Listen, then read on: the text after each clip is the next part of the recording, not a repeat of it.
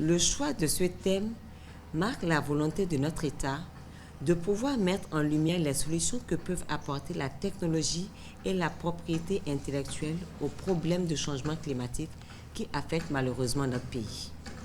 En effet, depuis près d'une vingtaine d'années, le changement climatique est de plus en plus perceptible à travers le monde avec des effets variables d'une région à l'autre. Ces effets se caractérisent entre autres par la hausse de la température, la sécheresse, la baisse du niveau des précipitations, la réduction des rendements agricoles et de l'élevage. Ils impactent aussi négativement le développement industriel et économique des États, de même que la qualité de vie des populations. La menace est manifeste et compromet gravement tous les efforts consentis pour le maintien de l'équilibre de notre environnement, voire l'avenir de l'humanité.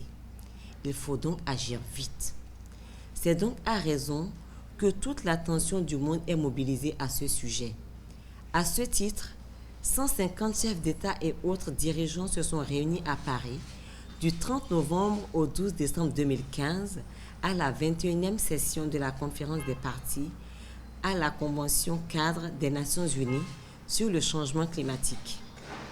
Cette conférence a abouti à un accord universel dont le plan d'action prévoit le maintien du réchauffement de la planète nettement en dessous de 2 degrés.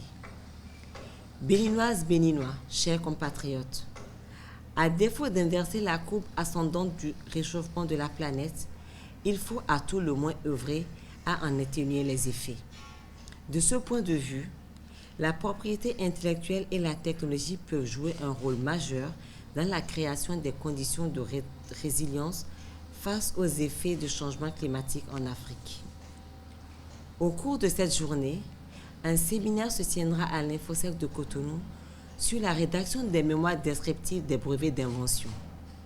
Plusieurs communications seront faites à l'endroit du public pour montrer l'importance de l'invention et de l'innovation et de leurs impacts sur le climat. Une journée porte ouverte de l'Agence nationale de la propriété industrielle et les sites de l'OAPI et de l'OMPI seront accessibles à tout visiteur.